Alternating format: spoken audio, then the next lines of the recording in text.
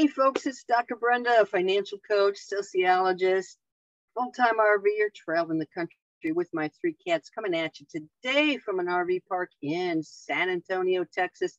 I am here with my good buddies, my financial coach buddies, Coach B and Coach Heather. How you guys doing today? Hey. Doing well, Brenda. All right, so we're going to be doing this New Year reset together. I am so excited about it. So can you each, I'm going to start with Coach B because you're on my screen first, and give us a very quick overview of who you are, what you're about, and then we'll turn to Heather. Well, I am a personal financial coach, just like you ladies, and I enjoy helping women who have the audacity to want more choices in life, develop confidence with their money so they can go after what they want. That's what I do. I love that word, audacity. Heather, take it. I love to work with women who are looking to feel more empowered around their financial decisions so that they have the audacity also. It's not a word I generally use, B, but I love it. To do the things in the world that they were meant for, that they don't currently have the mental space to be able to do right now, whether that's in their personal life or in their career. Excellent. All right. I'm so glad you guys could join me. I've got a little game for us to play. I want the audience to get to know who you are, who I am. And so I did that by coming up with some questions. You ready for this? Okay, first, who wants to go? Who wants to go first? Go for it, B. I'll go first. Okay, so we have 4 pink cards. Number 1, 2, 3, and 4. Pick a number. Number 2 is one of my favorite numbers. It's popping out at me. So are you ready for your question? Ready as I'm going to be. I always wanted to be like a game show host. I always wanted to be on a game show, so we're fulfilling each other's dreams. All right. Okay, here's your question, B.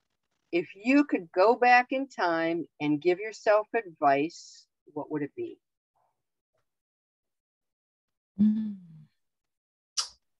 There's so many things I would tell younger me. But I think I would tell myself to choose myself every time. I love it.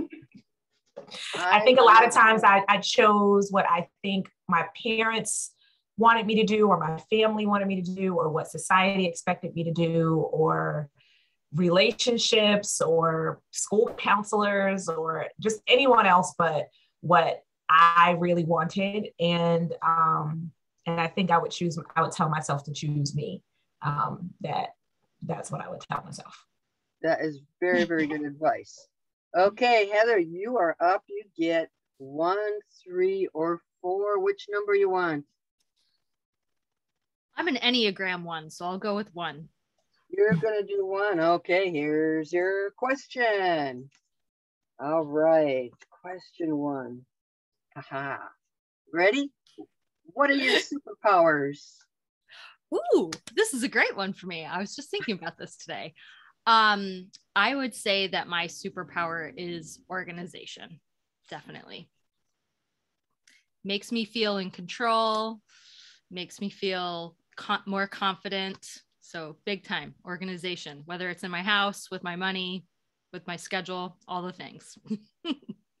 Okay, terrific. All right, so it's only fair that I get 1. So you want me to do 3 or I get 3 or 4? Which one you want me to do? You get to choose. We chose. Oh, but you know the questions. Well, yeah, I do know kind of the questions. I can cheat. I don't want to cheat. How about 3? You're going to know the question anyway. Number 3. Okay, I'm going to do number 3. What one word best describes who you are? I guess I have to go with the word gutsy. Something told me you would go with that. Yeah. It's funny because I have a word of the year. When I started RVing, my year of the word was brave. All right, I got the brave part. Second year was bold. but it's all like Gutsy kind of wraps that all together. So I like that word, obviously, as the founder of the Gutsy Women Club. All right. Awesome. I hope that was fun because we get to do it again, but now my blue cards. Blue cards are a little bit about money. We're all financial coaches, so I want to hear some money stuff. Heather gets to go first. 1, 2, 3, or 4. 1 didn't do me wrong last time, so I'll go 1 again. Okay, number 1, your question is, what's the most important thing you learned from being poor? And I will say, we have all talked before. We have had our down times, our poverty times, our poor times. So I know you've been there too. So what's the most important thing you learned from that? I would say that this actually goes really well with my first one. The most important thing I learned from living in poverty was that you need to be well organized with your money in order to be able to survive when you're living in poverty.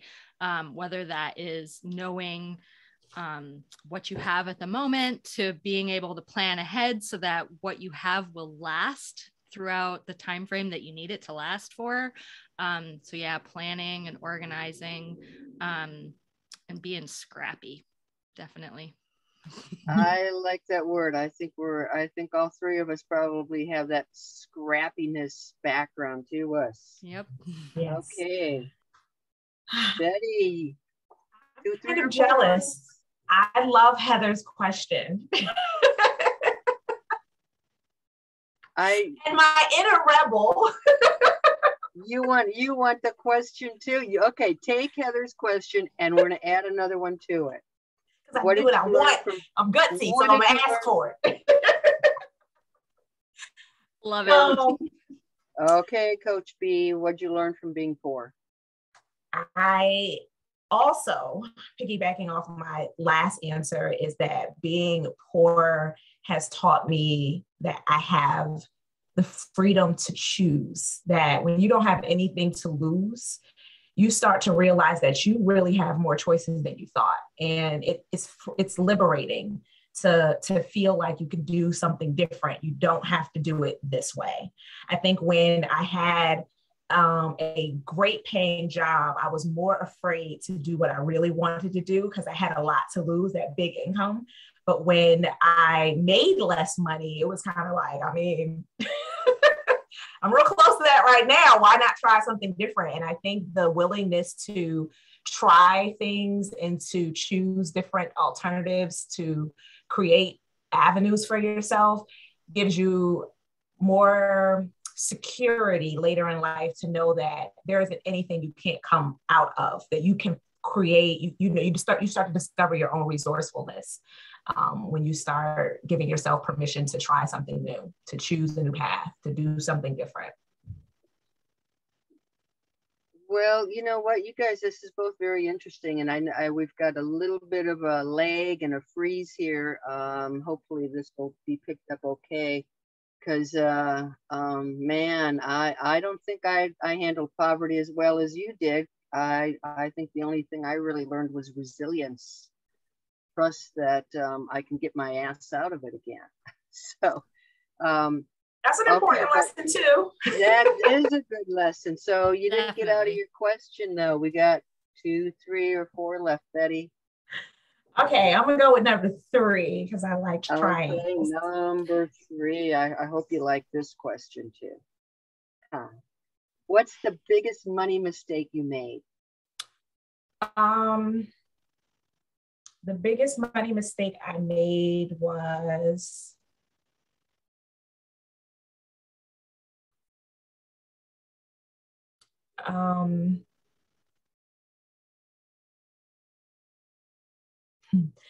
I would say not loving myself. And I know that doesn't seem like that has anything to do with money, but I think that not loving myself showed up like not asking for a raise because I didn't believe in my value.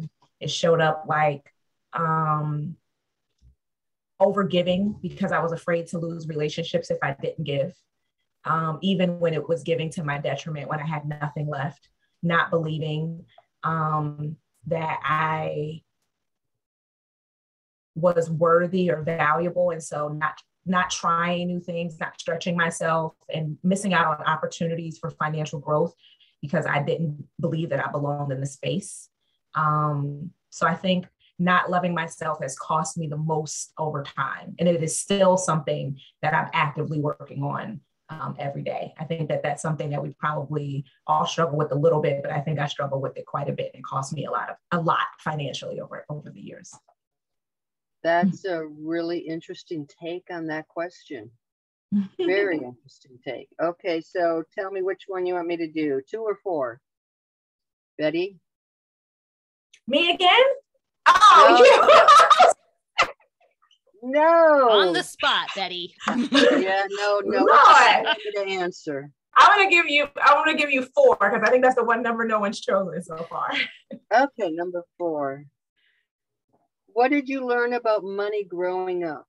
Okay, I came from a family of 5, a farm family. I learned that you didn't buy something if you couldn't afford it. So I didn't learn much about money, but what I saw was an aversion to debt and just working your way through to be able to pay for something. And, you know, with 5 kids, they're hand-me-downs, you have to pick and choose your priorities. What can you get this year? What can you not get? So I think that is really what I learned. And consequently, I abhor debt. You know, even the good debt like your mortgage, you know, I worked to pay it off really quickly. I'm glad I did, but there's something about debt that comes way back from my childhood that I continue to abhor. So that's what I learned. All right, so we have this reset coming up, January 7th through 8th, 2022. I want people in there. I want to be able to share all of our expertise with them. So, okay. Betty's been on the hot seat. We're going to start with Heather because I have one question that all of us get to answer. What do you want women who join the New Year reset to accomplish or gain from the event? Ooh, that's a good question. And I am throwing these guys all on the spot. I didn't give them the questions beforehand, so.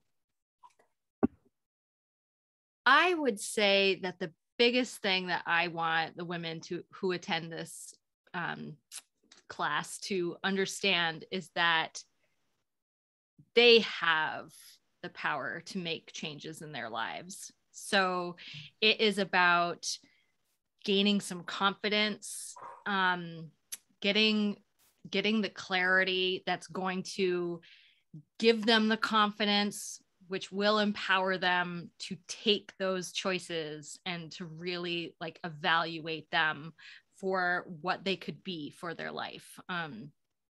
Yeah, so confidence, big time. Excellent. Coach B? Now I know why we're all working together. We might share a little bit of a brain because Heather took my number and also my answer. So, yeah.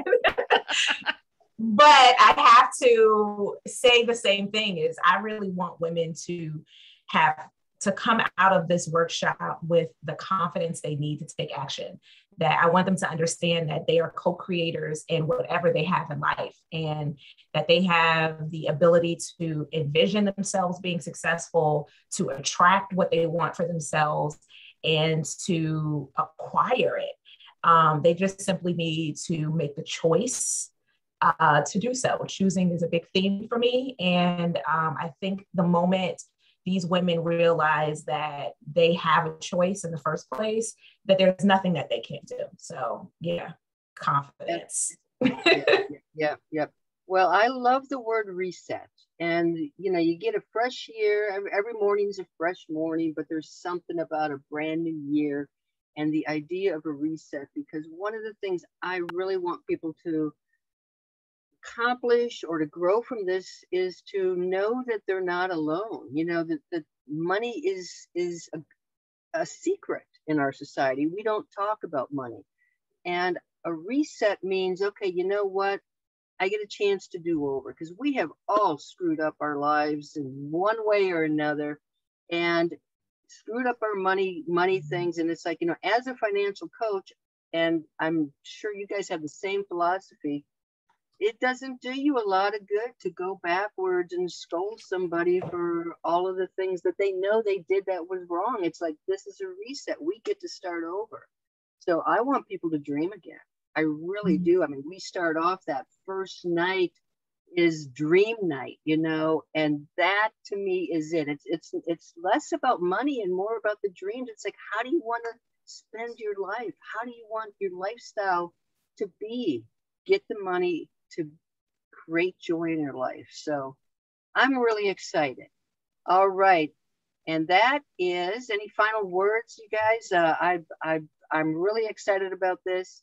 Hope we can get a good group of women to turn up and do some hard work and start the new year off in an incredible way. Any last words? I think this is going to be great. Yeah. Okay. Only thing I want to say is to sign up. Yeah, sign up for exactly. Sign up. All right. That's it from Coachland. So we'll see you guys later. Sign up. Hope to see you in the new year. Bye-bye. See you there.